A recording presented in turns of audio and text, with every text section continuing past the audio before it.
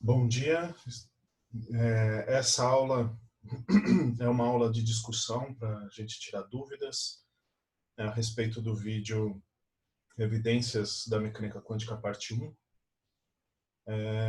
Eu quero começar sabendo se alguém tem algum comentário, alguma pergunta a respeito da aula. Em princípio, o que eu vi da estatística, bastante gente assistiu.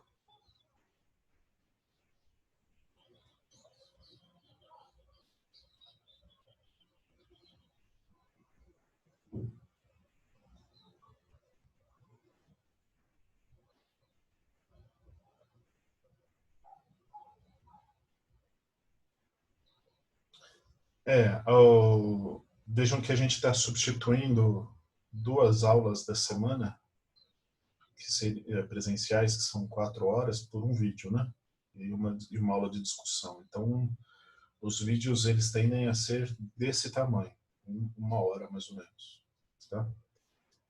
Aqueles 2 primeiros vídeos da apresentação e de introdução ao curso é, é, é uma aula que eu costumo dar num dia só, então daria 2 horas de discussão, né? Mas a partir de agora os vídeos eles tendem a ser desse tamanho, de 1 hora. Né? Então seria bom encontrar tempo na semana para assistir o vídeo inteiro, tá certo?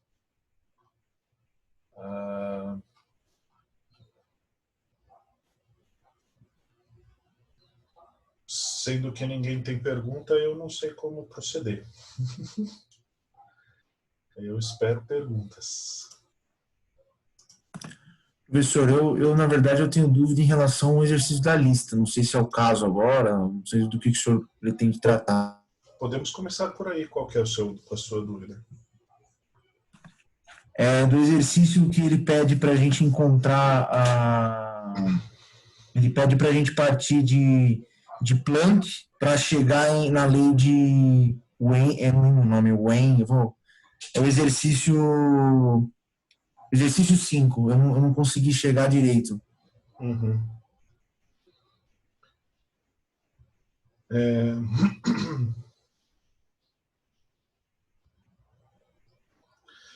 Esse exercício aqui você pode fazer ele, enfim, ele vai chegar numa integral bastante complexa. Você pode, no momento que você chegar na integral, eu já aceito como resposta final se você discutir a respeito da integral, certo? Então, vai ter uma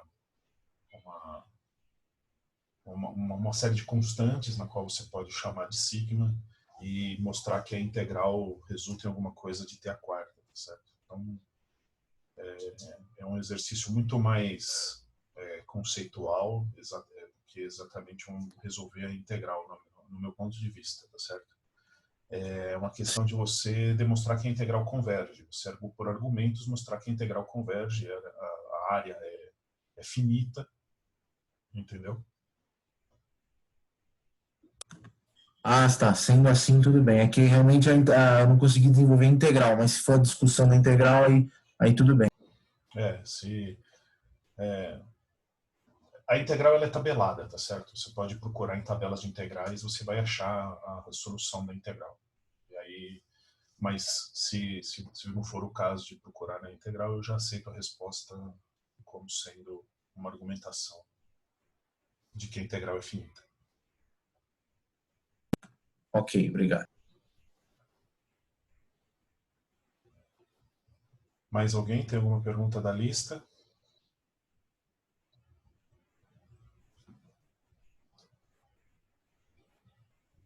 Oi, professor. Oi, quem eu falo? Bom dia, com o Gabriel. Oi, Gabriel. O professor, eu não tenho, na verdade, uma pergunta da lista de exercícios. Mas, assim, eu estava lendo o livro, né, o Iceberg, e eu fiquei com um pouco de dúvida. Na verdade, eu também fiquei com um pouco de dúvida com relação a isso durante a aula, né, durante o vídeo da aula. É que, assim, no começo a gente está falando direto sobre radiância espectral e depois a gente fala sobre a radiância em si, né, a integral da radiância espectral ao longo do espectro todo. e mais para frente, quando a gente entra nessa parte da quantização e na forma que na verdade, assim, a experiência do Riley Jeans, calma, deixa eu reformular. A minha dúvida, ela tá com relação a qual exatamente é a relação entre a densidade de energia que tanto o Riley Jeans, eles chegam na teoria usando o princípio da equipartição, quanto o que o Planck chega, né, no resultado, na função que eles chegam lá de densidade de energia, densidade espectral de energia, né? O que eu queria entender é qual a relação que essa grandeza tem com a radiância em si que a gente estava vendo, sabe? Porque eu fiquei meio confuso nesse sentido, assim. Eu sei que elas têm uma ligação, uma relação, então se uma explode, a outra vai explodir também, mas eu fiquei meio perdido nisso, professor. Eu não sei se eu estou confundindo alguma coisa também, mas eu não encontrei resposta para isso no livro. Tá, vamos lá. Assim, não, pelo menos não uma resposta clara, né, direta. Uhum. O que acontece é o seguinte, no livro, tanto no livro quanto no vídeo, o que se menciona é que deixa eu chegar no desenho da cavidade aqui, né? Então aqui dentro a gente vai ter uma densidade de energia e aqui fora a gente tem outra densidade de energia, certo? Essa densidade de energia que está aqui fora, ela, não sei se você consegue ver o meu cursor, ele é meio pequeno. Você consegue ver ou não? Tô vendo sim, tô vendo, professor. Eu tive dificuldade de encontrar ele, mas agora que eu Tô tentando encontrei, ver eu se eu consigo tô aumentar acompanhando. ele para... Porque nessa ferramenta aqui, pelo menos eu consigo desenhar, vamos ver. Então aqui fora a gente vai ter uma densidade de energia térmica, certo? Uma radiação térmica, que ela vem da temperatura ambiente, tá certo? Então o ambiente fora da cavidade aí está numa temperatura, e isso significa que tem uma emissão de radiação térmica equivalente àquela, correspondente àquela temperatura, certo? Você tem lá o comprimento de onda com máxima radiância dada a temperatura ambiente, você tem a potência total dado por sigma T a quarta, onde T a quarta é a temperatura ambiente, mas aqui dentro se supõe que esse ambiente aqui está em equilíbrio térmico com as paredes. Então, se a temperatura das paredes for diferente da temperatura ambiente fora da cavidade, você vai ter uma densidade de energia aqui que é diferente da de fora. Você concorda com isso? Sim, sim. Certo. Então, aqui dentro, olha só, a parede vai ficar emitindo a radiação térmica e ela vai ficar refletindo aqui dentro das paredes, até que ou ela seja reabsorvida, e aí não muda a temperatura nenhuma, certo? Então, se esse lado da parede emite uma radiação que é absorvida aqui, a temperatura total aqui do corpo não muda, porque ela emitiu e reabsorveu. Isso é possível. Uma outra possibilidade é que essa radiação reflita na superfície e saia para fora. Certo? Quando isso acontece, qual é o impacto na temperatura? Como essa onda que está carregando uma energia, ela não é reabsorvida aqui dentro e não permanece mais aqui dentro, o que acontece é que ocorre a redução da temperatura. Certo? Certo. Ok, agora vamos pensar o contrário. Vamos pensar que aqui dentro está mais frio. Então, essa radiação que está aqui fora, essa radiação térmica que está aqui fora do ambiente, pode eventualmente entrar aqui dentro desse buraquinho aqui, entrar dentro da cavidade, ficar refletindo aqui, pode sair de novo, mas ela também pode ser absorvida pela parede. Aí vai contribuir para o aumento da temperatura. E esse processo ele vai acontecer enquanto a temperatura do ambiente e a temperatura da cavidade forem diferentes. Quando eles forem iguais, o fluxo de radiação que entra e o fluxo de radiação que sai é igual, então tudo fica na mesma temperatura. Agora, vem a resposta da sua pergunta. Qual é a relação entre a densidade de energia aqui dentro e a radiância espectral que sai do buraco? Não foi isso que você perguntou? Sim, sim, exatamente. Então, essa relação ela depende do tamanho da área do buraco e do tamanho da área aqui dentro, certo? Veja só, esse buraco sendo pequenininho e essa área aqui sendo grandona, o que acontece? A densidade de energia que está aqui dentro, ela representa um total do qual uma fração é que sai pelo buraco. Independente de qual frequência que é.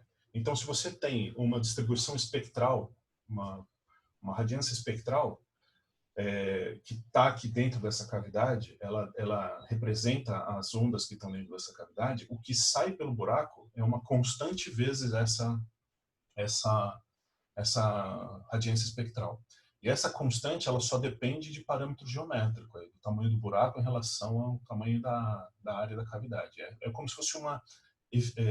bom, talvez eu não devesse usar essa palavra, porque ela é um pouco técnica, mas ela é uma eficiência, tá certo? Você tem ali dentro uma radiação que está confinada e ela tem uma probabilidade de escapar, e essa probabilidade ela simplesmente depende da área do buraco em relação à área da cavidade inteira. Então, a radiância espectral que sai pelo buraco, ela é uma constante vezes a radiância espectral que está dentro da cavidade.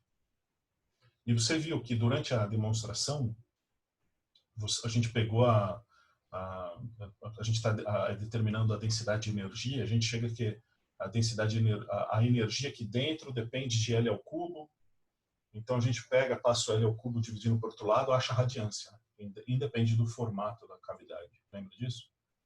Sim, sim. Então, aí o que a gente vê? A gente vê que tem essa dependência da eficiência aí, mas não depende do formato da cavidade. Então, o que a gente trabalha aqui é justamente nessa confiança de que a radiância espectral observada saindo do buraco, ela é proporcional à radiância espectral que é conhecida dentro do buraco, né, que é medida dentro do buraco, dentro da cavidade. Então essa radiância da cavidade que está interna ao buraco, ela é a densidade de energia espectral desse corpo negro. Tá, então essa grandeza, na verdade, ela é meio que a mesma coisa. A diferença é que a radiância em si, ela é uma fração da energia que estava contida nesse caso, né? Nessa representação de um corpo negro, mas escapou. Então, a gente medir o que está lá dentro, entre aspas, desse corpo negro, é a mesma coisa que determinar o que sairia dele, por exemplo, né? A gente consegue descobrir o que escaparia dele como radiância mesmo. Exato, né? Exato. Tá. Agora, por que essa constante ela não é bem importante? Aí que está o ponto conceitual que a gente tem que entender nessa relação. Essa constante ela não é importante porque, para a gente, o que é mais importante disso tudo é resolver a catástrofe do ultravioleta. Tá certo? Porque certo. Pela demonstração do Rayleigh-Jeans, a integral da função deles dá infinito, não tem nada que você possa fazer para conseguir achar a lei de Stefan Boltzmann. Você precisa de uma integral finita. Depois disso, o que você tem que ver é o formato dessa função. Ela tem que ter aquele formato igual a esse aqui, né? Ele tem que ter um formato parecido com isso aqui, né? Que sobe rápido, atinge o máximo e depois cai lentamente, né? E aí o que acontece? Esse formato ele só é obtido quando você admite que a energia é transferida em pacotes, que é justamente o ponto de diferença conceitual, física, entre a demonstração do Rayleigh-Jeans e a demonstração do Planck. Então, sim. essa constante que representa qual é a densidade de energia dentro da cavidade e o que sai, ela passa a ser até de terceira, quarta ordem. Ela não importa muito. O que importa é esse formato que a gente só obtém quando a gente supõe a quantização da energia. Certo. Tá bom, obrigado, professor. Respondeu a pergunta, então? Sim, respondeu. Era mais uma preocupação com relação, será que é muito importante eu conseguir diferenciar exatamente a radiância, né, que sai do corpo com relação àquela densidade de energia espectral que está dentro da cavidade, mas no fim das contas uma é proporcional à outra e se eu fizer um gráfico da radiância desse corpo negro e fizer um gráfico da densidade de energia espectral desse corpo negro da cavidade ali, se uma estourar, explodir, significa que a outra vai explodir também, né? Se você tem uma densidade de energia que vai a infinito já é uma violação aí da nossa experiência, né? Da nossa noção Sim. empírica da realidade. E a radiância também não pode explodir. E como elas estão Exato. relacionadas, se uma explode, a outra explode. É, é. Tá bom, Eu tá diria bom. que essa constante, essa constante de conversão, ela é mais relevante para quem usa um equipamento como esse aqui, né? Esse aqui, né? Esse equipamento é um simulador de corpo negro para laboratório. Você usa ele para fazer diversos tipos de estudo, mas principalmente para fazer calibrações, né? Você já deve ter visto aqueles termômetros infravermelho que aparece muito na televisão agora para pessoas medindo temperatura é, de clientes que entram em loja, essas coisas assim, né? Cliente que entra no shopping. Você deve estar vendo isso no jornal, né? Sim, sim. Tem aquele instrumento para fazer a medida por infravermelho. Então, aquele equipamento ele precisa ser calibrado de alguma forma. Para isso, você precisa apontar para uma fonte de calor. Então, aqui dentro tem uma cavidade, e aí lá dentro tem um forno que aquece essa cavidade, e aí produz a densidade de energia lá dentro, e tem esse orifício por onde sai a radiação que tem o formato da radiação de corpo negro. Aí o cara que quer fazer uma calibração de um equipamento, ele precisa ter conhecimento dessa constante de multiplicação, porque ele sabe a temperatura que está lá dentro, ele consegue calcular qual é a densidade de energia que está lá dentro, e ele quer saber quantitativamente qual é o espectro que está saindo. Então, esse cara que precisa saber quantitativamente o valor da radiância por frequência para fazer a calibração do instrumento dele, ele precisa ter conhecimento dessa correção geométrica que ele precisa fazer. Mas, para a gente, isso não é necessário. A gente só está atrás da busca da explicação qualitativa do formato aqui da radiância espectral. Certo. Obrigado, professor. Eu que agradeço. Mais alguém tem perguntas? Discussões sobre a lista? Alguém fez uma pergunta no chat, eu acho, professora Verdade. Laís.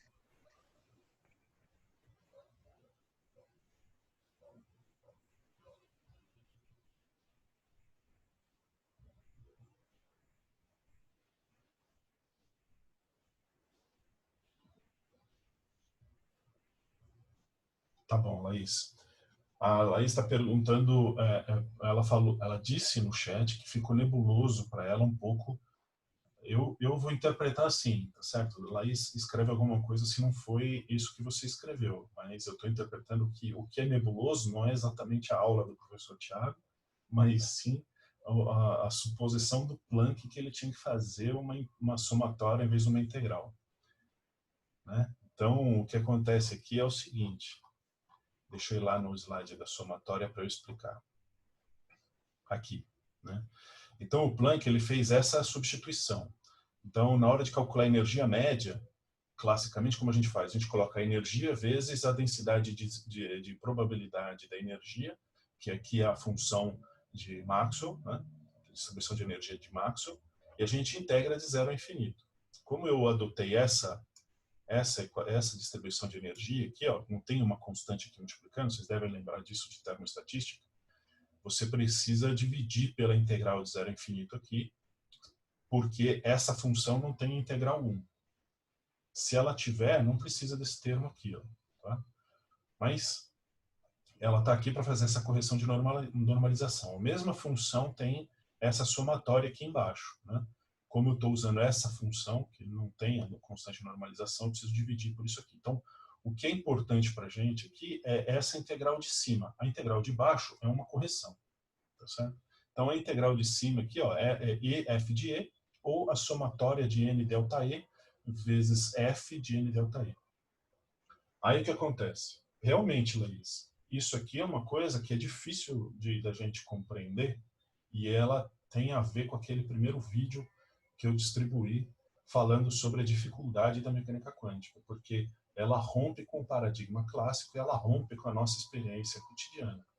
Quando você diz que é estranho você fazer uma somatória de uma variável contínua, é porque você tem o paradigma clássico na sua cabeça quando você está pensando nessa integral, tá certo? Então, E era a mesma coisa que o Planck tinha na cabeça dele. O que acontece aqui? Ele estava usando um artifício matemático, assim como o Boltzmann já tinha usado em outras teorias dele lá, que era o seguinte: ele ia fazer o ΔE ser igual a HNI, como ele achou aqui no final, né? Aqui, ó, ΔE igual a HNI. E então, ele ia fazer o H tender a zero. Por que ele ia fazer isso? Porque ele fazendo o H tender a zero, ele está fazendo esse ΔE tender a zero.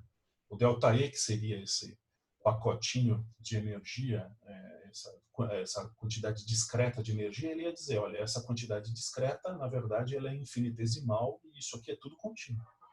Mas quando ele faz o H tender a zero, ele chega no Rayleigh-Jeans, que é o clássico.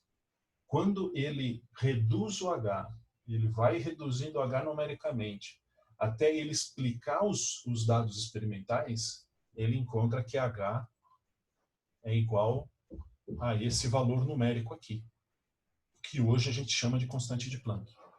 Certo?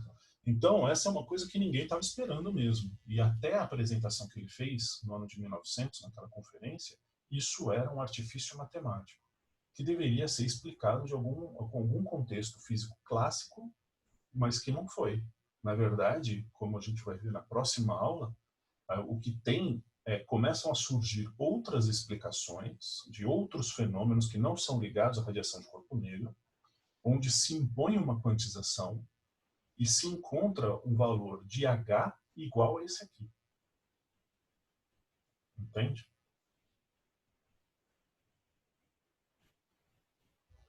Exatamente. Ele não pode ser tão pequeno quanto se queira. Se ele não for, se você fizer ele ser muito pequeno, arbitrariamente pequeno, você vai chegando cada vez mais perto da solução de Rayleigh-Jeans. Você vai chegando cada vez mais perto da condição clássica, né? O que acontece é que se você for numericamente, eu soube que vocês estavam ajustando alguma coisa desse tipo para o laboratório de física moderna, pelo menos alguns de vocês aí, não sei. Então, quando você vai reduzindo, você começa com um valor de H muito grande, essa equação aqui vai ficar por aqui. Aí você vai diminuindo o valor de H, vai diminuindo até que você consegue explicar os valores experimentais. Se você diminuir mais do que isso, aí você começa a deixar de explicar esse lado aqui, começa a se afastar aqui em cima e vai chegando cada vez mais próximo de Rayleigh-Jeans. Tá? Então, eu não sei se eu consegui explicar a sua pergunta ou sanar a não clareza a respeito desse assunto, porque ele é realmente o que diferencia a mecânica quântica da mecânica clássica, né? Então, a gente está vendo uma evidência aqui, isso aqui é a principal evidência. Desculpa, a principal evidência, acho que eu forcei a barra. Não é que ela é a principal evidência, foi a primeira evidência que se obteve teórica da aliança entre uma explicação teórica e uma observação experimental, que você supõe uma quantização de energia. Veja só, essa suposição de quantização de energia ela vem a posteriori. A priori, era um artifício matemático, era uma conta, era um procedimento que o Max Planck estava fazendo e que mais tarde se interpretou como uma quantização de energia. Essa discussão que eu faço aqui, ó, nesses slides aqui, sobre o que está mudando quando a gente faz a integral, quando a gente faz a somatória, ela vem a posteriori. Né? Ela vem para a gente entender o que significa fazer a somatória ao invés da integral. Então, a gente não vai entender isso com os argumentos clássicos que a gente está acostumado.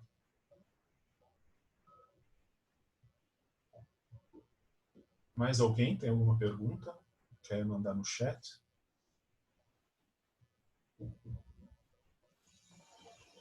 Professor? Oi? Consegue me ouvir? Sim. Então, eu tinha duas perguntas. Uma era que o Gabriel fez, que já foi sanada praticamente. Até eu tinha encontrado o valor da constante de proporcionalidade, que está no Tipler, que é C sobre 4, alguma coisa assim. Eu não entendi o porquê que ele chegou naquela coisa. Na verdade, ele nem fala o porquê que ele chegou, ele simplesmente fala que é possível chegar nessa conclusão de que a constante de proporcionalidade entre a radiância e a densidade de energia era C/4. Mas, enfim, depois da sua explicação, que não era tão importante assim, eu já desencanei.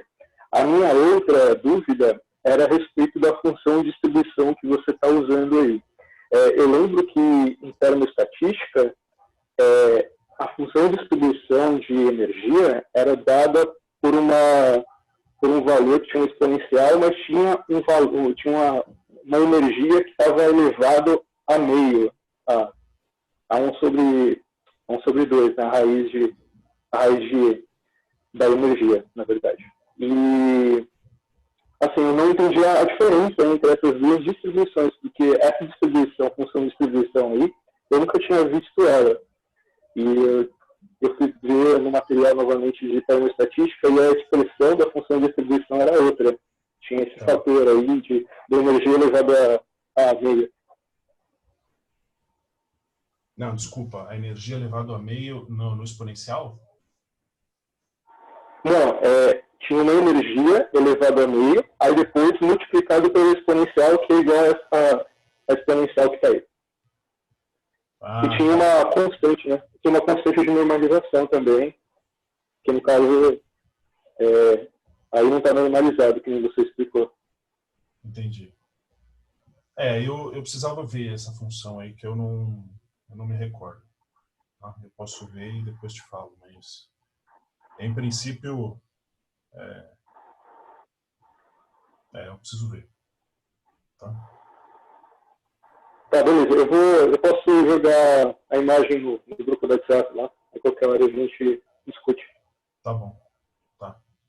Combinado. Tá, obrigado. Obrigado eu. Deixa eu ver, a Jade fez uma pergunta aqui.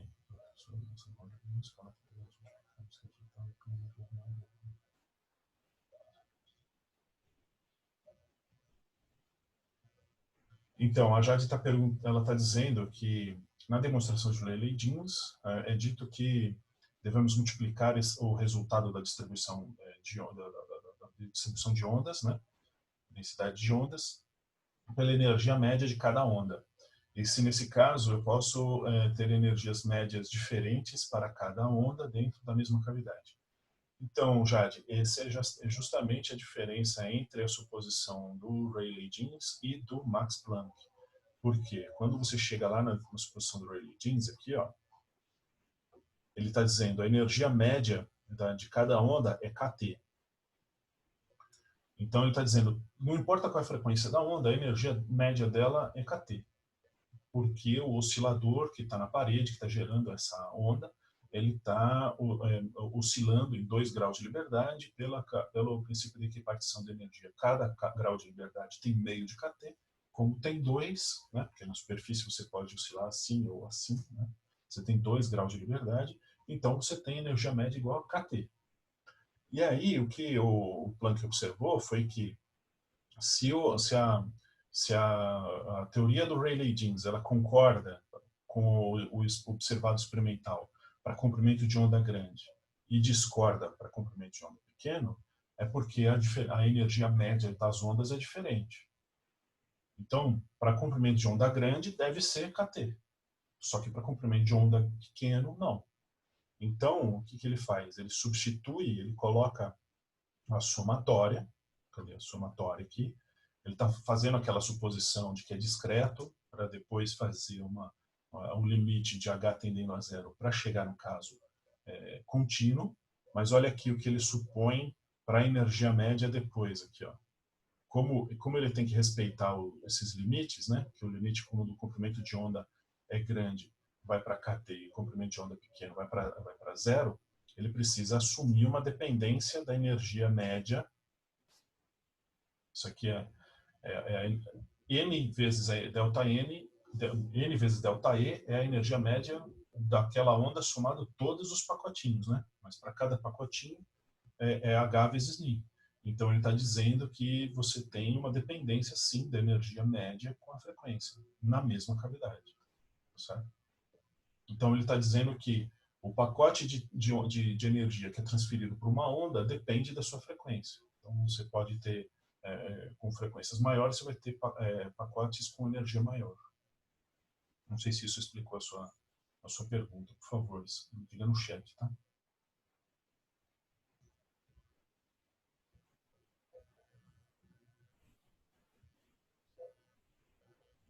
A Laís, acho que ela está reforçando no chat que ela tinha dúvida a respeito da diferença da somatória integral, pelo que eu entendi. E o Gabriel...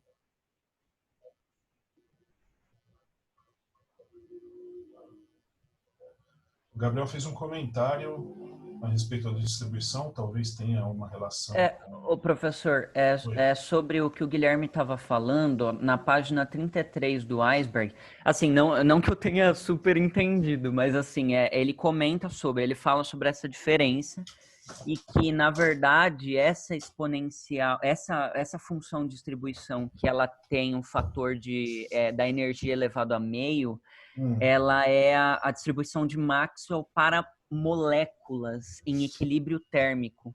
E aí ele explica, né, entre aspas, enfim, só estou comentando que ele toca no assunto, né? Ele diz que isso resulta diretamente do fato da distribuição de Boltzmann propriamente dita ser do jeito que ela é, que é essa que a gente usou aí na demonstração. Ele diz que é uma consequência direta à distribuição de Maxwell, que eu acredito que é aquela que, às vezes, os professores em termoestatística chamam de distribuição de Maxwell-Boltzmann, né? Que é que você chega na energia das moléculas a partir da velocidade delas. Então, você vai da distribuição de Maxwell para de Maxwell-Boltzmann. Eu acredito que é isso que o Iceberg está querendo dizer aqui nessa parte. Mas ele fala que é porque exatamente ela não depende aqui, ó, ela está dizendo que a energia para uma molécula no intervalo num intervalo d epsilon, né, num pacotinho de energia, não é independente da energia em si, mas ele aumenta proporcionalmente nesse fator de E elevado a meio aí. Não sei, ele não se aprofunda muito, mas acho que vale a pena comentar que ele chega a tocar no assunto. A página 33, você falou, né? Sim, sim. Tá, eu vou dar uma olhada nessa parte que eu não me lembro, mas eu discuto melhor no grupo do WhatsApp. Mas obrigado pelo comentário. Certamente deve ser por aí.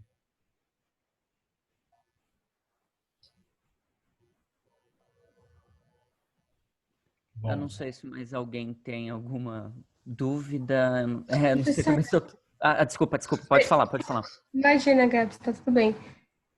Em termos estatística, eu acho que na primeira aula o senhor colocou aquele gráfico, né, da capacidade térmica em função da temperatura, né, e como na previsão clássica a gente tem uma constante, que quando a gente considera a quantização, você tem uma variação para isso, né.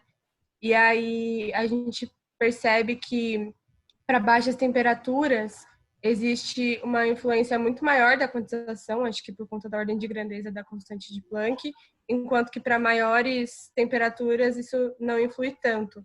É por isso também, isso está relacionado com o fato de que o gráfico que a gente viu dessa vez, da radiância, ele explode para comprimentos de onda pequenos, mas tende a alguma coisa mais correta para comprimentos maiores? Eu não sei se eu entendi muito bem a sua pergunta, porque eu acho que ela está misturando dois conceitos que eu acho que são diferentes. Mas uma coisa é uma concordância com o observado, dada a temperatura do corpo, e outra coisa é a concordância com o observado, dado que o corpo está numa temperatura de onda fixa, uma temperatura de corpo fixa, mas variando o comprimento de onda. É isso? Qual dos dois que você está perguntando? É que para os dois casos você percebe que quando você tem, num dos casos, quando você tem o comprimento de onda aumentando, e no outro caso, quando você tem a temperatura, a previsão clássica ela vai batendo com o que você tem experimentalmente. E para valores menores, tanto de temperatura, no caso da capacidade térmica, quanto de comprimento de onda, no caso da radiância, ela meio que explode para valores menores. E aí eu queria saber se, comparando essas duas coisas, mesmo que sejam conceitos diferentes, se isso acontece em razão de uma mesma coisa, que no caso é a quantização da energia. E aí, para valores Sim, menores de comprimento de onda e de temperatura, essa quantização ela tem uma influência maior. sim. Eu acho que... Deixa eu ver se eu abro aqui.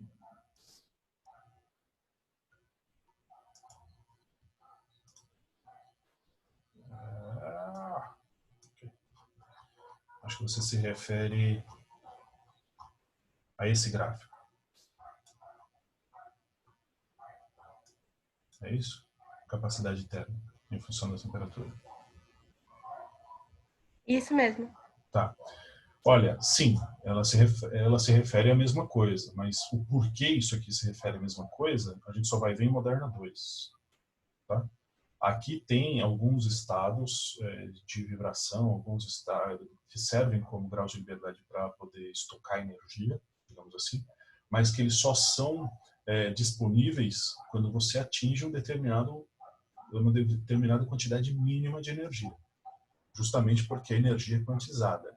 Se ela fosse contínua, ela poderia absorver qualquer valor de energia, e esses estados de oscilação aqui, por exemplo, eles estariam disponíveis a qualquer momento, ou desses de rotação mesmo, até em temperaturas mais baixas. Mas aqui, ó, aqui o gráfico é enganoso, ele não explode, tá?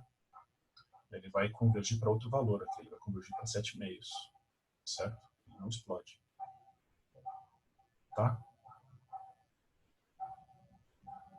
Sim. O que eu tinha comentado que explodia era no caso da radiância, né? Que para valores menores Isso. você tem o negócio do ultravioleta, né? Tá.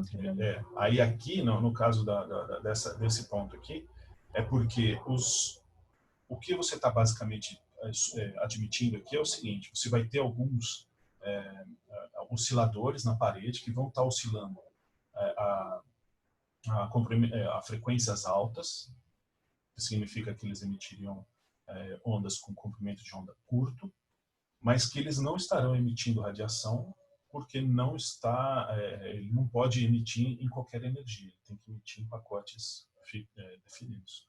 Então, em certo ponto de vista, sim, seriam efeitos dados a mesma coisa, mas o outro a gente só vai ver muito mais para frente. Não sei se eu respondi a pergunta.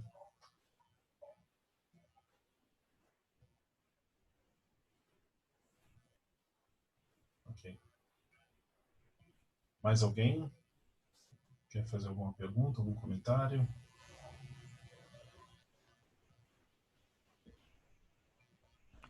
Oi, professor, sou eu de novo. Oi, Gabriel.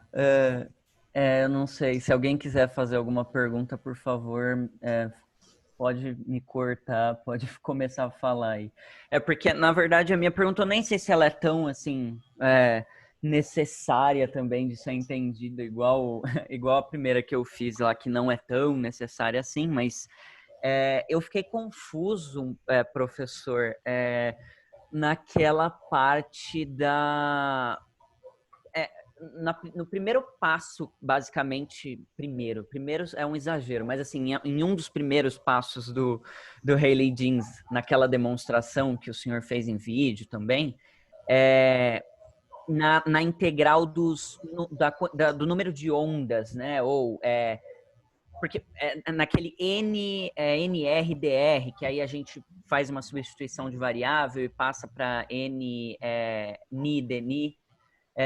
O que eu fiquei com dúvida, professor, é que assim, a gente estabelece bem, assim, bem claramente que o que a gente está procurando é basicamente a quantidade de ondas que você tem dentro da cavidade, ou dentro nesse caso tridimensional, dentro de um determinado espaço que é dado por esse R, né? A questão que eu fiquei com um pouco de dúvida, professor, é que, assim, o livro, quando eu fui ler no Iceberg aqui, ele fala assim, que o NI é o número de frequências permitidas entre Ni e Ni mais DNI. né? Então você tem um espaço ali, entre aspas, um espaço de frequência ali, no qual você está procurando saber basicamente quantas frequências são permitidas, né, nesse espaço. Só que ele diz que eu acredito que essa relação seja por causa daquela coisa de oscilações que você relaciona, né? Quando você dá as condições de contorno, você relaciona o N com a frequência. Eu acredito que seja por isso, né? Então, quando você tem N's inteiros, é a quantidade de frequências que são permitidas, né? Não sei se eu entendi errado. É isso, não é, professor? Quando você estabelece uma condição de contorno, você estabelece o seu N, basicamente.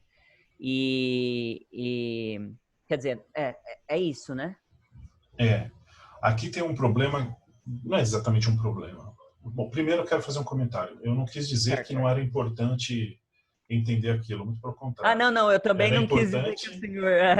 Mas, assim, a gente tem que saber que é importante a gente entender que aquele aspecto, ele é importante para outras coisas, mas não para entender... Não, eu sei, professor. O que eu quis dizer mais é que assim, senão eu tomo muito tempo aqui da aula fazendo essas perguntas e talvez alguém tivesse algumas perguntas que são mais de alguma forma centrais, sabe, para o curso. Mas a gente vai gastando tempo com essas perguntas enquanto o pessoal vai tomando coragem para fazer as perguntas. É uma boa. Tá? Então, olha só, tem uma coisa aí que é como é que a gente consegue entender geometricamente esse assunto das ondas dentro da cavidade, e é mais fácil a gente entender isso olhando o comprimento de onda, que daí a gente vê que cabem comprimentos de onda semi-inteiros, né? Meio comprimento de onda, um comprimento de onda, 1,5, né? Então, a gente vê a onda cabendo dentro da cavidade. No entanto, quando a gente vai fazer as contas, veja só, tem um problema inconveniente, que é o número de ondas, ele é inversamente proporcional ao comprimento de onda, né? Então, quando você vai fazer os cálculos dos deltas, fica inconveniente você calcular entre lambda e lambda mais d lambda. Então, a gente tem que visualizar o problema. É mais fácil para mim, didaticamente, argumentar com vocês que certas ondas cabem, outras não, olhando o comprimento de onda. No entanto, na hora de fazer a conta, é melhor eu fazer essa conta em frequência. Porque quando eu faço a conta em frequência, cadê? Não sei se é o caso unidimensional, cadê? Aqui. Quando eu faço a conta em frequência, aí o número de ondas que cabem é diretamente proporcional à frequência, né? Então, é muito mais fácil calcular o número de ondas entre Ni e Ni mais Dni do que entre lambda e lambda mais d lambda. Se você fizer as correspondências de frequência e comprimento de onda e calcular sempre no mesmo intervalo, o número é igual. Mas a expressão ela vai depender do lambda ou do Ni.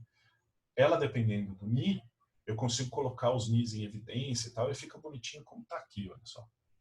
Mas quando é dependente do lambda, aí eu tenho umas frações aí que é mais difícil de lidar. Não é impossível, mas ela não fica tão bonitinha. Certo.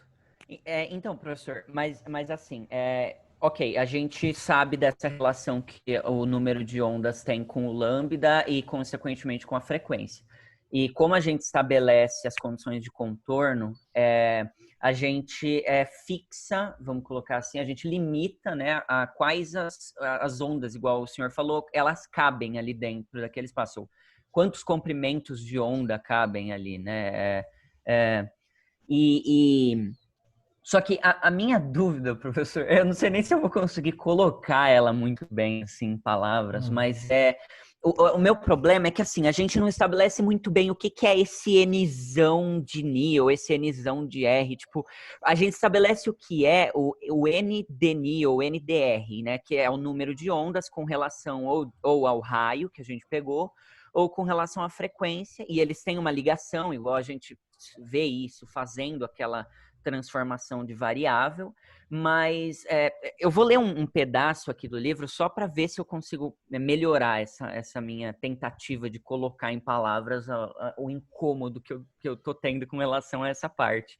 Mas é que o livro fala assim, que o Nni-Dni é o número de frequências permitidas no intervalo de frequências, Dni, né? Que ele é igual ao NRDR. A gente, né, o senhor fez isso, a gente substitui lá e a gente chega nisso. E ele fala que esse NRDR é o número de pontos contidos entre camadas concêntricas no espaço DR, né? Então a gente está fazendo fazendo essa analogia entre o raio e as frequências que são permitidas. Só que posteriormente ele fala assim, como NRDR é igual ao volume compreendido entre essas camadas nessa integral, multiplicado pela densidade dos pontos da rede, que eu imaginei ser a quantidade de pontos da rede sobre o volume desse espaço, não sei, e que por construção a densidade é 1, NRDR é simplesmente aquele cálculo que o senhor faz. Então, a gente chega naquele resultado porque, aparentemente, essa densidade de pontos da rede é 1. Só que eu não entendi por qual construção exatamente. Eu não sei se eu estou trazendo uma questão que é muito baseada no que o livro está colocando, mas é que essa dúvida surgiu durante a aula. Assim, eu fiquei com muita dificuldade de entender exatamente como que você está relacionando uma frequência. Porque assim, você tem frequências que são fixas. Você limitou as frequências que cabem ali, porque você deu condições de contorno e limitou os comprimentos de onda. Mas a minha dificuldade é você fazer uma integral, né? Posteriormente, né? Você faria uma integral para encontrar a grandeza, porque a gente está estabelecendo ela como um diferencial, né? Se eu fosse fazer, por exemplo, a integral do NNi dNi para chegar no número de ondas, nossa, é muito difícil colocar onde está exatamente o meu incômodo com isso. Eu não sei. Eu acho que o seu problema é que a gente está fazendo uma integral aqui de uma coisa que é discreta, é isso? Isso, exatamente. Eu acho que esse é o ponto, professor, porque a gente limitou. Aí a gente tem determinadas frequências que não é mais, pelo menos pelo que eu entendo, não é mais um espectro contínuo de frequências a partir do momento que a gente deu uma condição de contorno. Ou eu entendi errado? Não, ela é discreta. Tem algumas É ondas discreta. que podem estar lá dentro, tem outras que não. A questão aqui é a seguinte, olha só. Quando a gente está aqui nessa condição unidimensional, a gente tem um N, que é esse número de ondas aqui, ó, que é de 0 a Ni, e de outro de 0 a N, de Ni mais, até Ni mais dNi. Né? Então a gente tem aqui um eixo de Ns, tá vendo?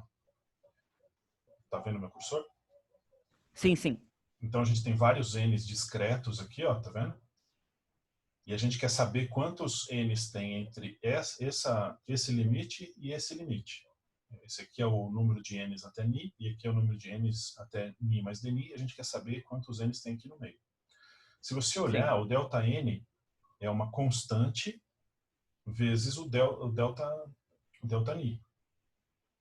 Certo? Essa aqui, essa constante, a gente pode interpretar como sendo o número de frequências possíveis para caber dentro dessa cavidade unidimensional por unidade de comprimento.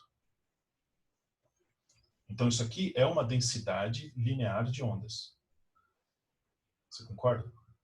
Sim. Então, aqui você pode ter que dentro do intervalo dNi, que você está olhando, Ni mais dNi, você vai ter meia onda. Sendo que isso é fisicamente não possível, certo? Uhum. Meia onda. Não pode ter meia onda. Só pode ter uma onda, duas ondas, três ondas, né? Então, aqui você está... como é que eu posso dizer? Aproximando a sua função discreta para uma função contínua. Certo? Aí você pode dizer, professor, mas isso é um problema. Mas olha só. Agora nós vamos para o caso tridimensional. Quando a gente vai para o caso tridimensional, a gente tem um eixo aqui do NX, um eixo do NY e um eixo do NZ. Ele não é simplesmente 3 vezes a quantidade de ondas que tem em cada eixo. Porque vão ter ondas que vão estar aqui no meio desse intervalo, com NX, sei lá, 8 e NY igual a não sei quanto aqui. Enfim, elas não vão estar só no eixo aqui, ou só no eixo... Eles não vão estar... Deixa eu pegar aqui. Eles não vão estar só aqui ou só aqui, ou só aqui. Eles vão estar em toda essa casca aqui, ó. Toda ela, toda a superfície da casca aqui, ó, todo esse voluminho aqui, ó, que está definido aqui, vão ter vários pontos que são frequências que podem estar dentro dessa cavidade tridimensional. Então aqui você aumenta em muito a quantidade de ondas possíveis que podem caber dentro de uma cavidade tridimensional quando comparado a uma unidimensional.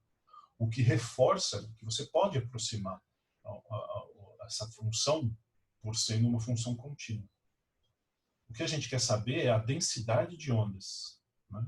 A gente ainda tem que multiplicar pela energia de cada uma dessas ondas. Então, nesse caso, a gente pode fazer essa aproximação de ondas. Não sei se consegui clarear ou se eu confundi ainda mais a sua cabeça, não sei.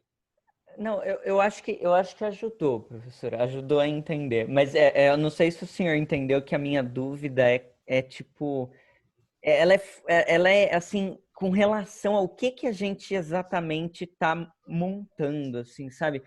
O que é exatamente esse NNI ou esse NR? Porque a gente estabelece o que é esse N, DNI ou DR, mas ele sozinho, o que ele representa? Quantos osciladores tem na parede oscilando nas frequências entre Mi e Mi mais DNI? Tá. É isso que ele representa. E aí a gente integra ele ao longo ou do espectro de frequência ou ao longo desse raio para ter todos os osciladores, é isso? É. Aí o que você tem que fazer depois, já que você contou quantos osciladores tem, você quer saber a energia que cada um desses osciladores está emitindo. Enquanto o Rayleigh-Jeans disse que cada oscilador contribui com KT, o Planck disse depende da frequência. Entendi. Entendeu? Tá. Então esse N, ele tá falando assim, olha, dentro desse volume que você pegou aqui, se você estiver vendo com relação a R, né?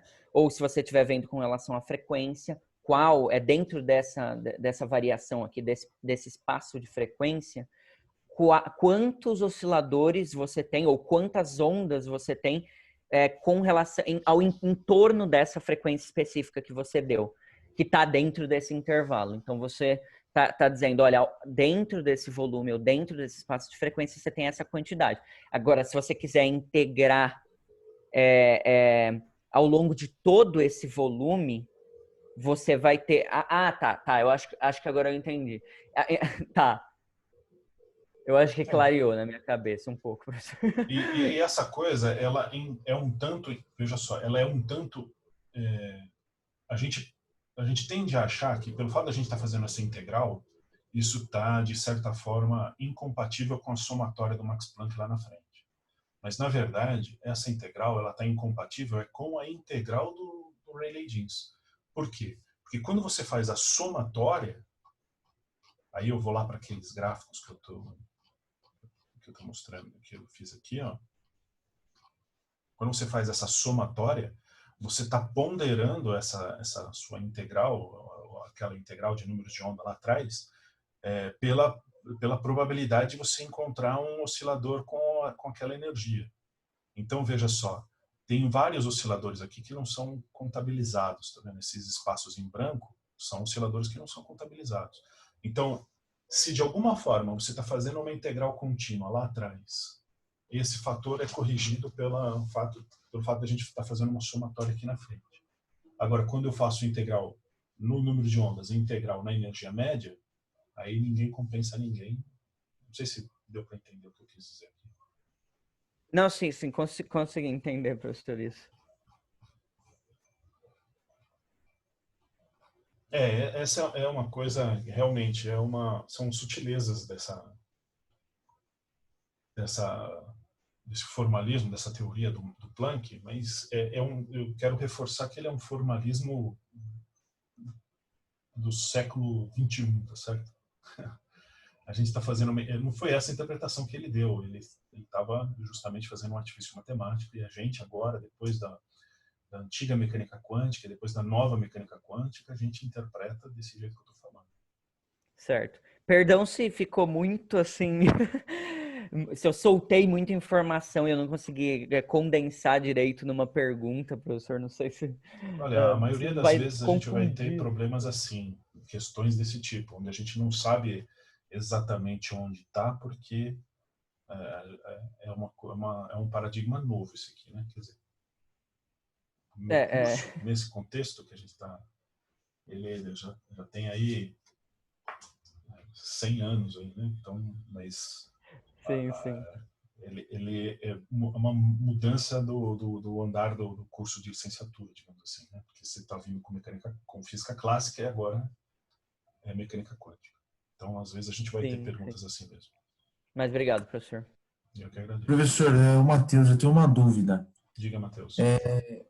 Em relação ao conceito do corpo negro, né?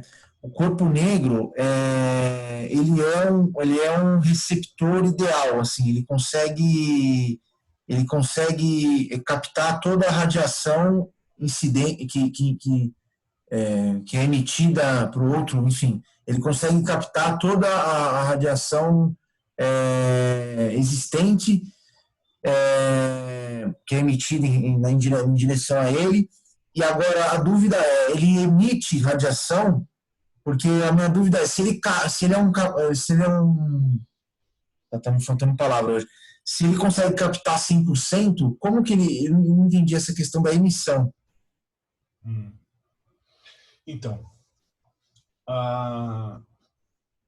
essa definição de corpo negro que você disse, ela é diferente da definição que eu adotei no vídeo.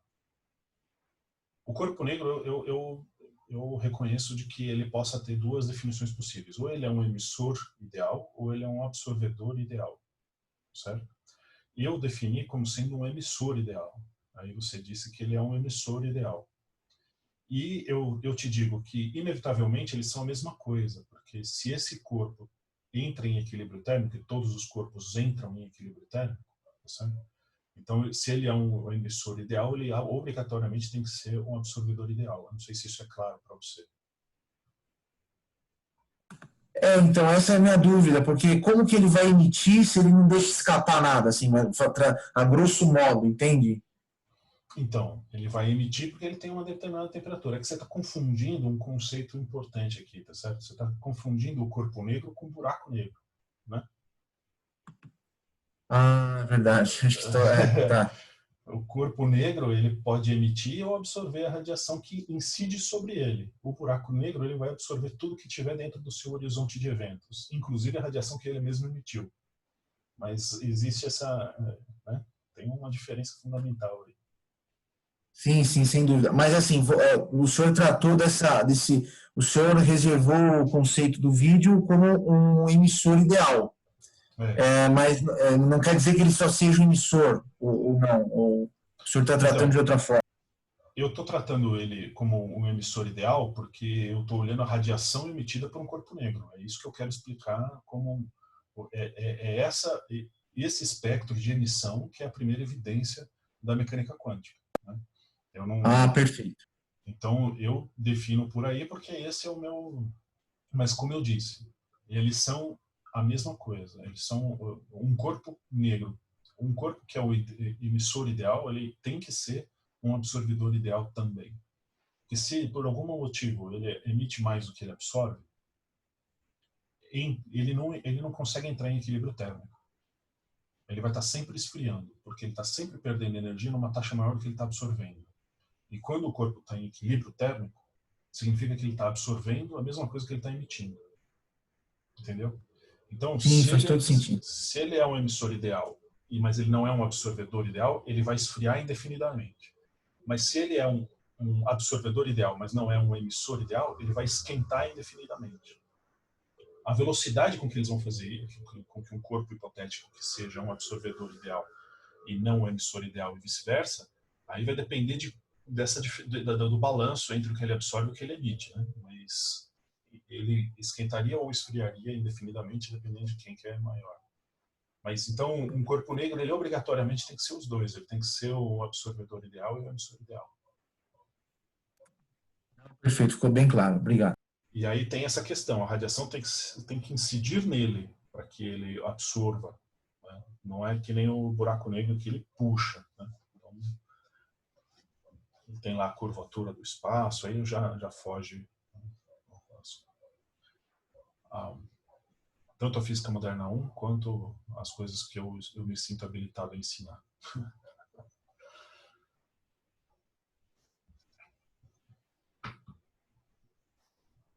Exatamente, como o Gabriel disse, a lei de Kirchhoff para a radiação térmica. Ela versa sobre isso. Mais alguém tem perguntas? Comentários?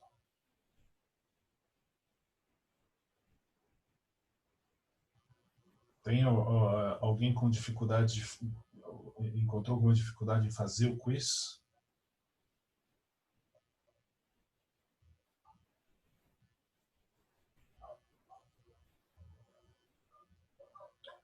Só lembrando que o quiz vai... Professor, é o Celso. Eu tive no primeiro quiz lá e eu coloquei umas respostas e depois quis mudar e não consegui. E no segundo, eu achei que as perguntas, o senhor falou que eram perguntas bem simples, mas eu não achei muita simplicidade nas questões. É assim mesmo o procedimento? Olha, Celso, eu quis dizer que as perguntas são simples, porque eu coloco perguntas lá que estão no vídeo. A minha tarefa, a minha intenção com o quiz é certificar de que todos assistiram o vídeo, né? Então, no meu entender, aquelas perguntas elas refletem a essa questão, quer dizer. Agora, com relação a não conseguir mudar a resposta, isso é uma medida que eu estou tomando, que é para que não ocorra de uma pessoa só assistir o vídeo e as outras 50 que estão matriculadas respondam, né? Então, tem lá um tempo para responder, que é um tempo de 20 minutos, e uma única tentativa. Então, o que eu tenho de registrar é o seguinte: às vezes aquele quiz lá, quer dizer, na sua sabedoria, é diferente da minha, né? Então, às vezes é uma questão de semântica, né? E, não, tudo bem, é a minha dificuldade. Então, o senhor perguntou e eu expus as minhas considerações. E desculpe. Não, talvez você tenha tido uma experiência relacionada a uma questão que eu corrigi aí no meio da semana, né? Não sei, talvez seja isso. Porque quando eu fui criar o quiz, eu estava correndo, porque o vídeo ficou pronto no final da quarta-feira, e o Moodle ele me dá muitas opções de muitas coisas na formação daquele quiz. Então, eu posso colocar para perguntar para o aluno quanta certeza ele tem na resposta, para ponderar, para dar mais peso se o aluno tiver mais certeza. Então, daí o senhor disse no vídeo que precisa acertar 70% do quiz, é isso? Para poder prosseguir o curso. Você tem que acertar metade do quiz em pelo menos 70% metade deles. Quer dizer, se eu fizer 50%, menos de 50% de um quiz, já não está exigindo, na exigência. Não, você tem que acertar 3 perguntas do quiz em 70% deles. Eu acho que são, sei lá, se tiver 10 quiz, você pode errar 100% em 3, por exemplo. Tá bom, professor, obrigado. Mas como eu estava dizendo lá, tem muitas opções e eu acabei me confundindo, colocando como certo o item errado. Mas eu já corrigi e já fiz o cálculo de todos. Talvez, eventualmente, você respondeu certo, recebeu uma resposta errada, mas foi uma questão só até agora. Então, é possível que ocorra mais ao longo do semestre, mas até agora foi só uma. Obrigado. Mas eu vou atentar quanto à dificuldade das perguntas, tá bom? Professor. Tem com quem eu falo? É o Gilberto. Oi, Gilberto. Oi. Em relação à lista 2, a lista 1 da aula 2, a questão número 5, aquele sigma até a quarta é uma lei empírica, né? E aí o senhor fala assim para mim, eu uso a lei de Planck para mostrar a densidade total de energia de um corpo. Eu fiquei meio da dúvida, eu faria o cálculo com a lei de Planck e depois com essa lei empírica e veria se os valores estão próximos, seria uma forma? Ou eu tenho que fazer uma demonstração daquelas matemáticas onde... como que a gente fala mesmo? Quando você usa a letra no lugar dos números, para ver onde vai dar a coisa? Enfim. Demonstração analítica? É isso, obrigado. Então, porque aquela pergunta, a pergunta 5 é a respeito de você pegar essa função daqui do Planck, uma dessas duas, ou de frequência ou de comprimento de onda, e fazer a integral de zero a infinito. A integral de zero a infinito tem que dar uma constante vezes t a quarta. Entendeu? O que eu respondi mais cedo, eu acho que foi para o Matheus ou para o Gabriel, não tenho certeza para quem foi, talvez tenha sido para outra pessoa. É que não precisa resolver a integral, mas mostrar que ela seja uma constante vezes t a quarta. Aí quando você diz a lei de Stefan Boltzmann é uma lei empírica, até a gente fazer essa integral. Porque daí você pega aquela constante sigma do Stefan Boltzmann, que foi obtida experimentalmente, e aqui, pela sua demonstração analítica, você encontra a expressão do sigma em função de outras constantes universais, como a constante de Planck, né, a velocidade da luz. Então, nesse instante que você faz essa integral, ela deixa de ser uma lei empírica e passa a ser uma lei analítica, um resultado analítico. Legal, gostei. Professor, tem uma outra dúvida, posso falar? Sim, claro. Em relação ao que o Matheus falou na última questão dele, aí levantou uma dúvida para mim também. E até porque eu fiz agora o experimento de corpo negro no laboratório, e a gente não fez com um corpo negro, a gente fez o espectro de uma lâmpada. Parece que ele é similar, né, ao espectro de corpo negro, mas ainda assim é o espectro de uma lâmpada. Eu gostaria de saber do senhor, né, o senhor que é uma pessoa mais entendida e experiente, esse corpo negro que a gente vê aí, no caso, um furinho, né, dentro de um corpo físico, a gente faz um pequeno orifício, e aí mede a radiação que emite esse orifício. Isso é um experimento que ele é feito mesmo nessas condições, ou é só uma idealização mental que a gente faz para fazer um modelo e tentar fazer a coisa de forma analítica? Porque, sendo assim, no caso de a gente realizar o experimento com esse corpinho, com esse furinho dentro de um corpo físico, e aí o senhor falou assim de estar medindo a emissão, de ser um emissor ideal, a minha dúvida ficou, porque sendo ele poderia absorver tudo e ganharia temperatura, e aí o corpo físico ele emitiria a radiação e perderia, né, até entrar em equilíbrio. O outro corpo, o corpo grande, né, que está em torno do furinho, né? E aí entraria em equilíbrio, e aí talvez esse corpo nunca emitisse nada. E se ele emitisse alguma coisa, como eu saberia que não é o corpo grande que está emitindo radiação, e sim um furinho? Para mim falar que eu estou medindo a radiação do corpo negro, né, e não do corpo que está em torno do corpo negro. Né? Tá, eu me perdi um pouco no final. Eu vou explicar o que eu entendi que era a sua pergunta, tá? Tá bom. Sim, isso é feito. Esse equipamento é comercial, você pode comprar esse equipamento.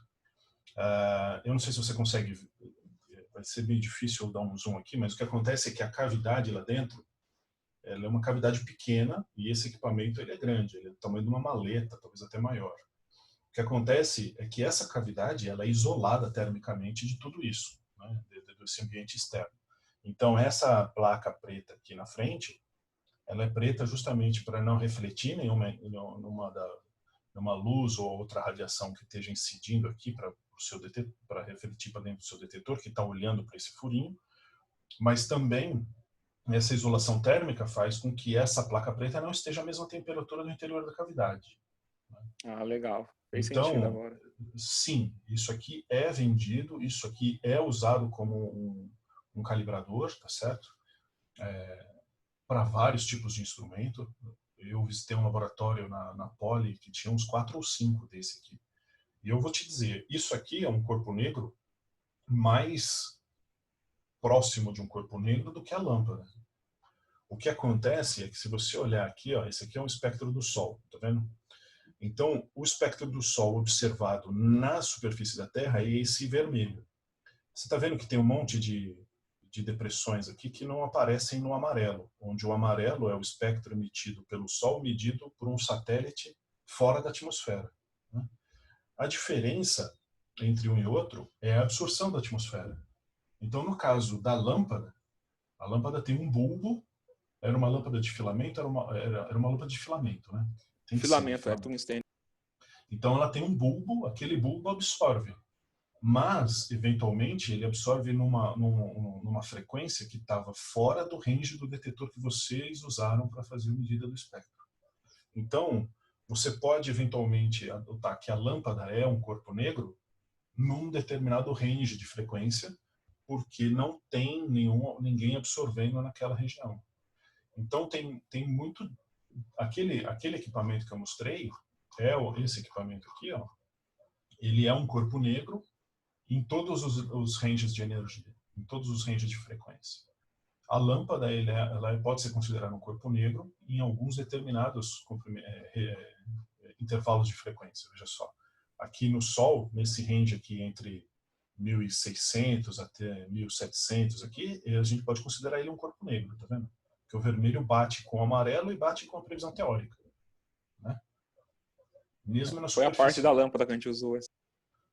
Enfim, é isso que eu me refiro. Quer dizer, você tem que olhar a temperatura que você admitiu a lâmpada lá, tem a temperatura que a lâmpada chega, qual é o espectro de emissão, qual é o detetor que você está usando, né? Então, mesmo na superfície da Terra, nesse intervalo de frequência aqui, ó, a gente pode considerar o corpo negro como o Sol como um corpo negro, porque não tem diferença aqui, ó, tá?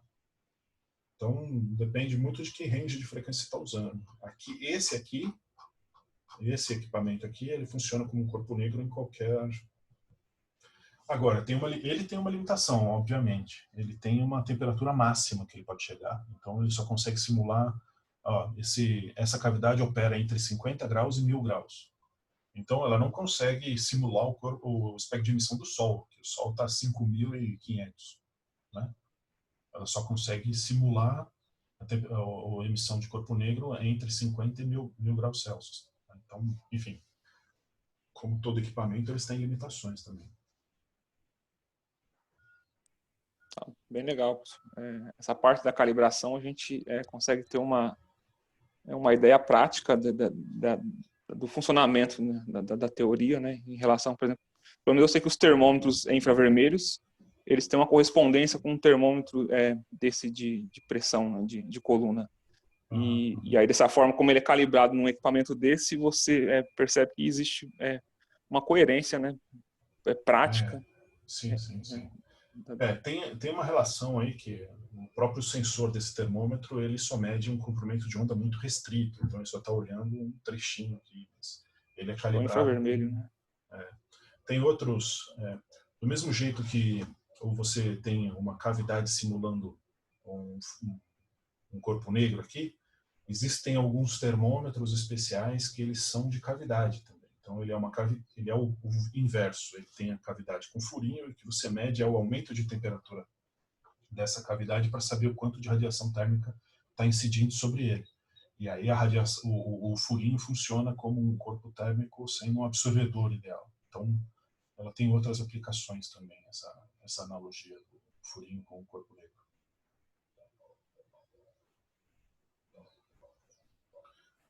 Obrigado.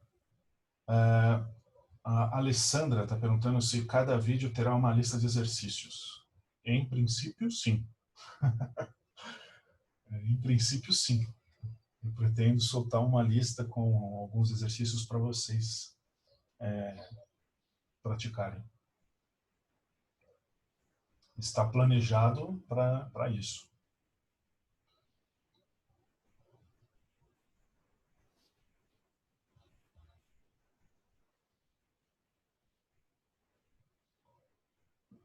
Bom, pessoal, mais alguém tem alguma pergunta?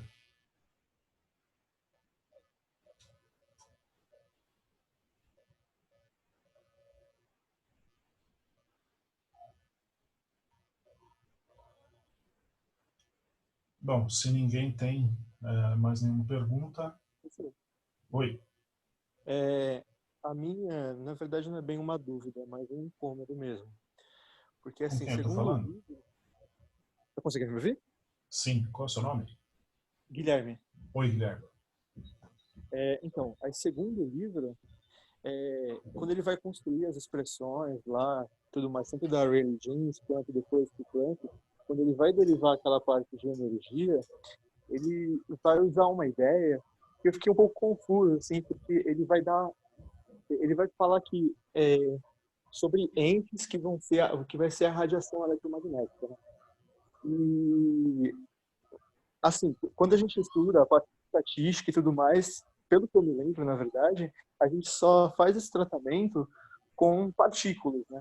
A gente sabe até que ondas, a radiação, ela carrega energia e tudo mais, então faria um pouco de sentido. Mas eu não sei nem se é uma pergunta para a nossa matéria assim, em específico, talvez seja mais para parte de estatística mesmo, mas eu fiquei com essa dúvida. A gente pode fazer esse tratamento classicamente por uma radiação? Fala que a radiação, usar ela como um ente que enfim, estou com um pouco de dificuldade de colocar minha pergunta exatamente, mas a gente consegue exatamente dizer isso classicamente, que as ondas eletromagnéticas elas são um ente que pode ser tratado na mecânica estatística?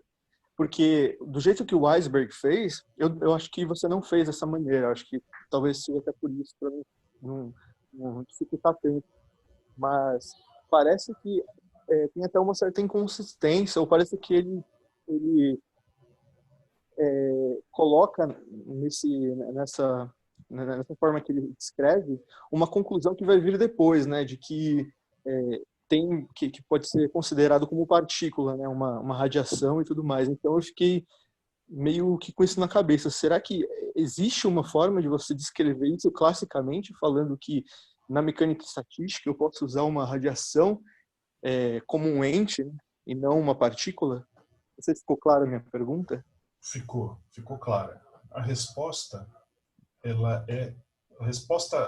correta da sua pergunta é sim. Nós veremos isso em Moderna 2. Mas a resposta prática para a sua pergunta em relação a esse vídeo, eu vou dizer o seguinte.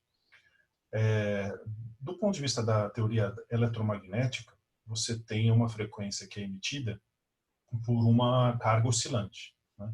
Então, se uma carga ela tem um movimento oscilante aqui, ela vai emitir uma radiação, justamente pela variação da intensidade do campo elétrico, produção de um campo magnético que se propaga à velocidade c, e a frequência dessa onda vai ser idêntica à frequência de oscilação dessa carga aqui, certo? Então, isso aqui é previsto classicamente, é previsto pela teoria eletromagnética.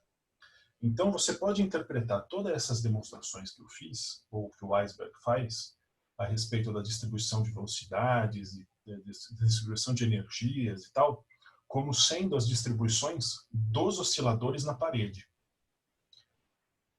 Já que, dada uma frequência, já que para um oscilador oscilando numa determinada frequência, ele vai emitir uma onda naquela frequência. Então, a gente está fazendo essas suposições de distribuição, calculando médias e tal, em cima dos osciladores que estão na parede.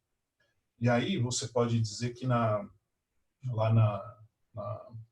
na mecânica estatística, você viu a capacidade térmica a volume constante de um sólido, né? Você lembra disso? Tinha lá 3 meios de kT, era a energia média para uma molécula, para um gás monatômico, 5 meios de nRT era para um gás diatômico, e 3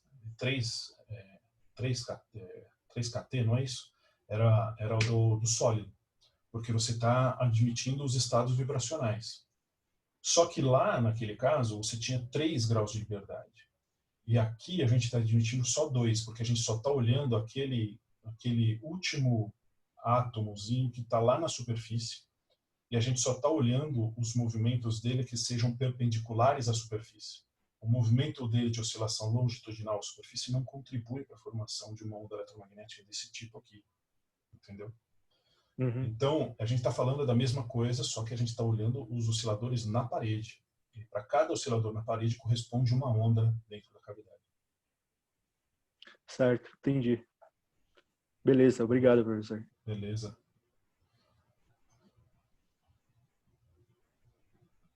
Mais alguém?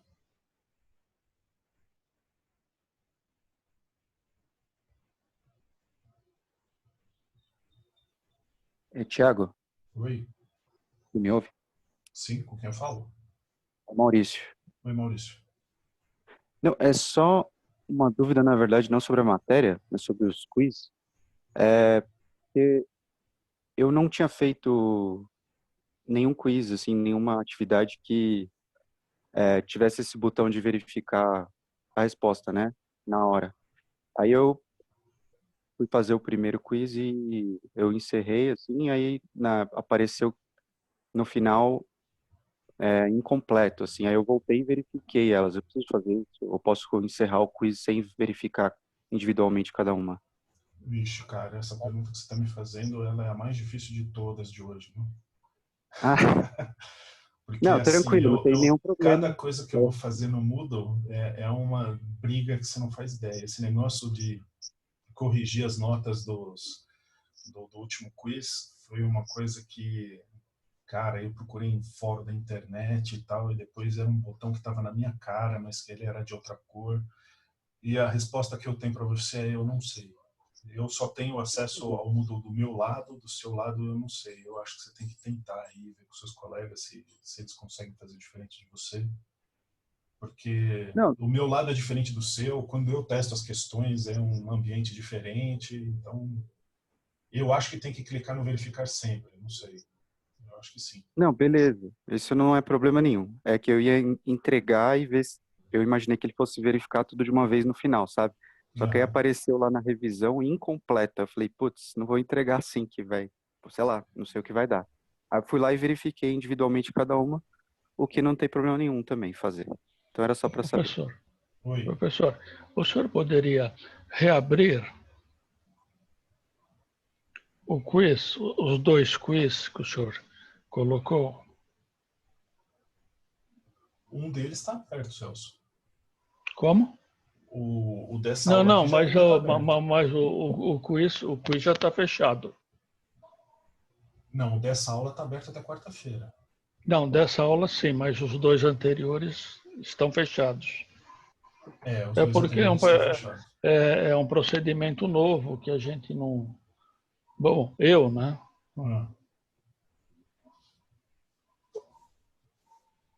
Eu vou estudar essa possibilidade e eu envio no fórum. Obrigado, Tá bom? professor. Eu envio já no WhatsApp.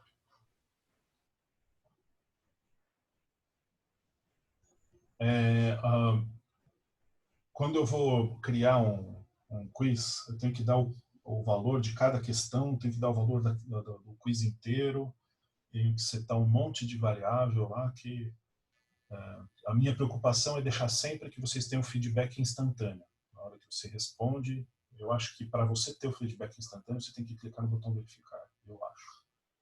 Mas é questão de vocês tentarem, porque realmente eu não sei. Muito obrigado. Tem uma pergunta do Marcel. Quando falamos da luz visível, falamos do elétron se movendo entre as camadas, e quando falamos de calor, falamos de moléculas agitadas. Então, não tenho segurança de unificar essa explicação, mas basicamente posso dizer que se houve a emissão no espectro eletromagnético devido ao elétron. Olha, Marcel, não tem como você dizer que é devido ao elétron, é devido a uma carga, ou então uma distribuição de carga, né? Eventualmente você tem lá uma molécula ligada por uma ligação iônica, onde você tem uma distribuição de carga, enfim. Mas aí você está misturando um conceito que a gente vai abordar mais para frente no curso, em 2 ou 3 aulas, que é esse caso de emissão de radiação, quando você tem mudança entre camadas. Eu não posso discutir isso agora, porque, em princípio, cronologicamente, neste ponto que nós nós estamos, que é início do século XX, esse assunto não é conhecido, certo? Então, não tem como eu explicar a radiação do corpo negro olhando esse assunto de transição de bandas, de transição de camadas. Mas eu já te digo que não é a mesma coisa. Então, aqui é uma carga oscilante, uma agitação térmica. Toda a agitação térmica corresponde à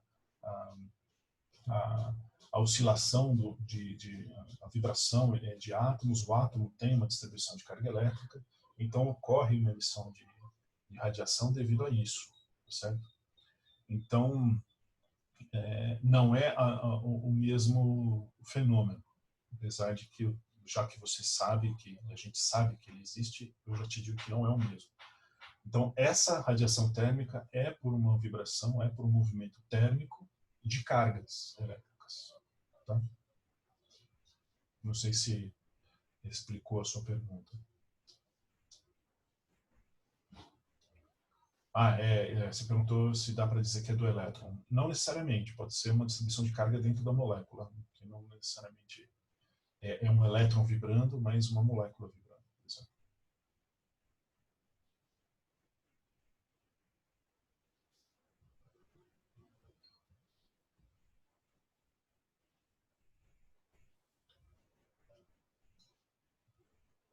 Bom, pessoal, mais alguém tem alguma pergunta?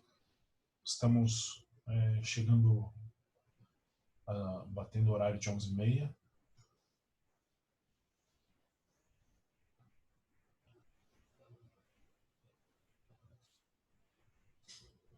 Bom, tivemos uma audiência boa hoje, vi um máximo de 31 pessoas, não sei se bateu mais, isso foi o que eu observei. Se ninguém mais tiver perguntas, eu vou encerrar a gravação do vídeo.